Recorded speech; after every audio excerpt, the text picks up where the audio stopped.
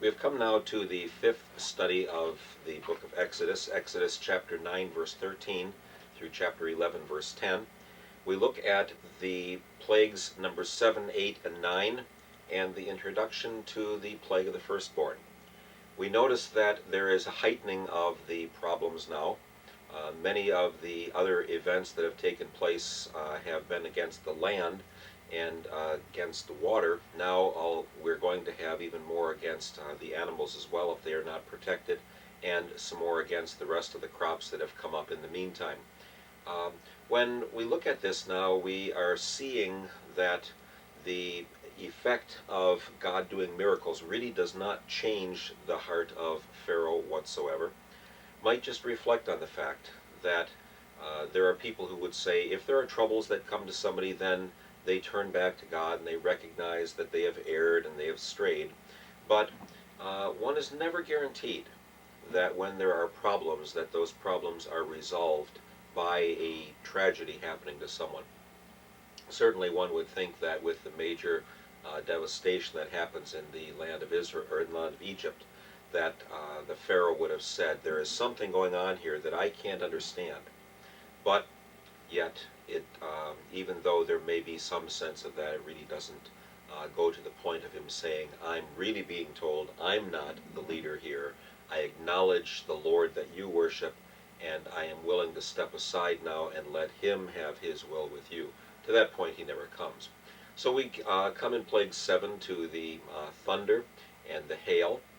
This is one where Moses' hand will be raised. That is the particular way that is mentioned. And God once again says that I am going to show the power that I have within me. I am going to act, and I'm going to exalt my name. This is kind of a little bit of a switch here at this point, that God's name will be exalted as holy. Now, that obviously is going to be something that will have an effect on the children of Israel.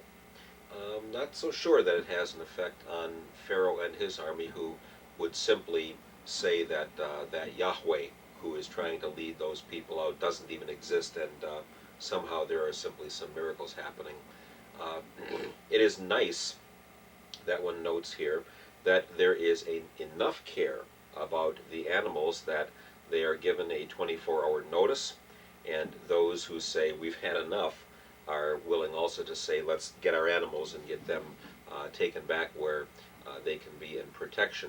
So God gives them now a chance to recognize that he is not going to act just on the spur of the moment, but if some of the people want to believe, then they can protect their own animals, and the ones who don't, then they lose their flocks as well. Now here it's also interesting that it continues this practice that the animals in Goshen, the land where the Israelites are living, are not affected. God says, I can make a separation between those who are within my care and those who are outside of it. But as happens in any war, it is very often the leaders who have themselves put in bunkers and protected, and it is the many common citizens who undergo terrible troubles, whether it is in Kosovo, or whether it is in Iraq, or whether it is in Ireland. Those who are the ones who hurt the most are probably the ones who are least able to protect themselves or to even be in charge of making some changes. At this point, though, Pharaoh does something rather interesting, and the notes point this out. He says, I have sinned. Now, it might be that he's saying no more than I've blundered. One thing about leaders is they do not say, I've done wrong. Leaders may say, I made an error in judgment or something like that, but as we know even today, to say, I have done wrong is something that doesn't easily come out of the mouth. It's almost as if that's a sign of weakness. And Pharaoh will not will not hold that position very long, and very soon he will be back to his old ways. Once again, we remember that this is not just the story of a Pharaoh from long ago, but it points out that there are parts in everyone's life where the bullheadedness, the ability to try to stonewall and keep things from changing is deep within the fallen human heart. There's kind of a joke that says I'm principled and you're bullheaded. It says, I have my principles that I stand by, but you are just plain stubborn. And very often it is not that people just have a personality conflict, but that they really have an honest difference of the way that they look at life. If we were to live and let live, we would allow the people who live around us to simply go their own way. If God says, I'll love everybody the best I want to, you simply ought to love everybody and respect them, then I might be respecting somebody's hard-heartedness, somebody's anger against God. And there's plenty of that going around. People who say, I can't believe in a God who allows things like this to happen. And the plagues and the early settlement of the land of Canaan are two of the chief places where people will read this, and just as it hardened Pharaoh's heart, they will read this and they will say, I just simply either can't believe that this is godly, or I can't believe that this is a God that some people would still worship. It is only when a person comes to the end of his or her strength that a person might say, I've sinned, I need help. And thus, we're going to see at the time of Pharaoh, even after the 10th plague, he will still backtrack and try to go back to his old ways.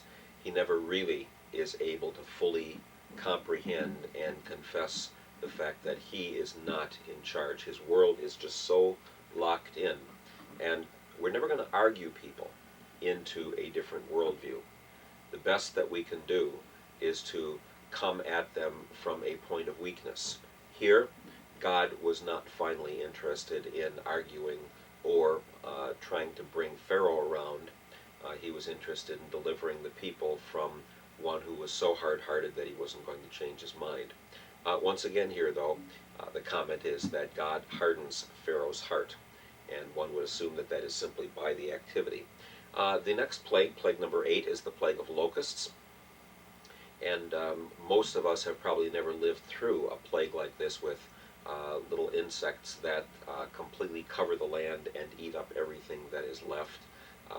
Many would suggest it's over a several-month time period, of course, that these plagues take place, and not 10 plagues in 10 days.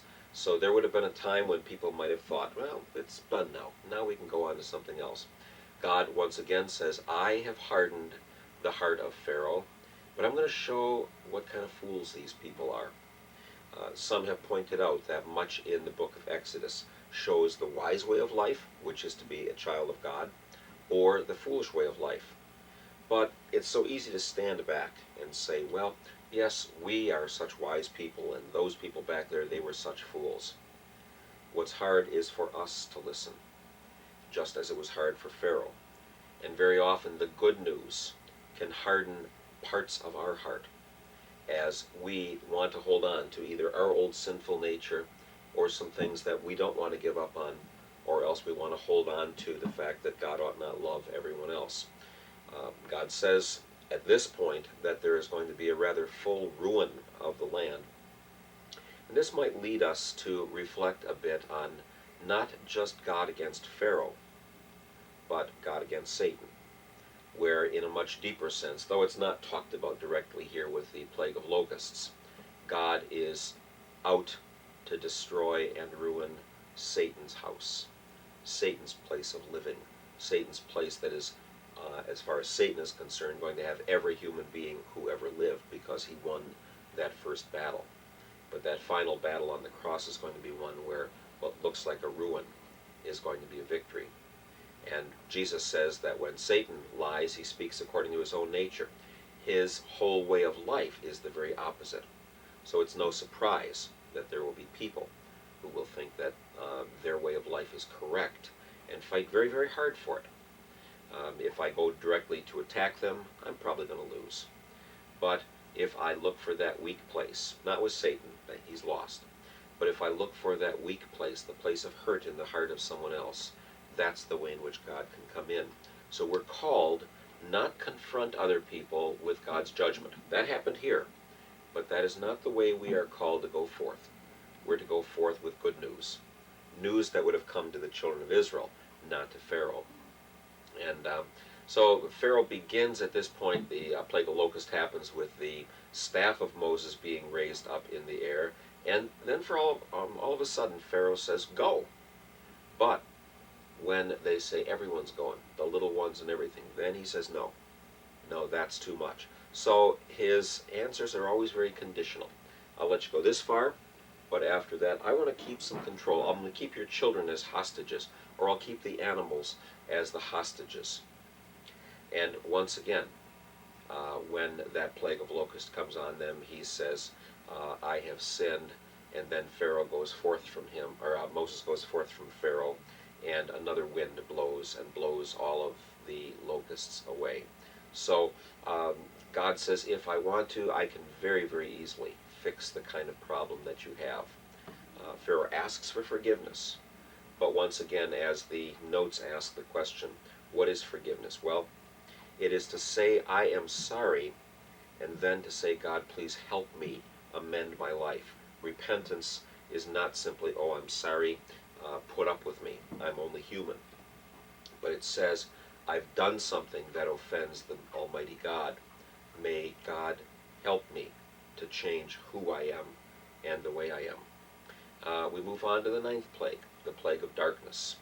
And this one is a rather odd plague. One would think that it wouldn't be too bad to simply have darkness, but it is such a thick darkness, and of course the people never know when the end is going to come. It is 3 days long, as we are told, and at this point, Pharaoh says, well, you can take all your kids, but leave all your animals. So he plays the old switcheroo and says, well, if you leave your animals, I'll let you take your kids. And then Moses says, no, we have to take the animals because we don't know exactly what we're going to have to sacrifice. This one was not announced beforehand. This one, because it doesn't really hurt anybody directly, though we don't know what other effects it had, this one just all of a sudden comes. And again, there is a separation between Israel and the land of Goshen. Once again, it is Moses' hand that is raised at this point, and so the result of this is that on and on, Pharaoh takes everything that's punched at him, kind of like Muhammad Ali used to be in the ring, and he continues to act as if everything is okay, and he can survive it. He whimpers only as long as he's in trouble. It's sort of like the person in jail who says, I'm sorry, when it's really simply, I'm sorry I got caught. God says, if you are really sorry, you will ask for some help to change who you are. But that never seems to come into play. And then finally, with the beginning of chapter 11, we move into the introduction to the last plague. And here we are told that God will finally act in such a way that the Pharaoh and his people will say, get out of here now. And it sounds very much like the end of a war, where the people would despoil those whom they had attacked. We need not think of too highfalutin an idea about what war is. Very often war is simply nothing other than a whole gang of people who gather together to go and rob someone else.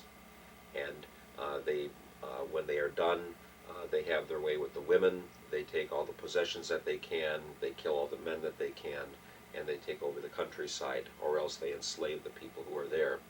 But here God says, you are going to have in essence won a victory, even though you Israelites never raised a hand against anybody.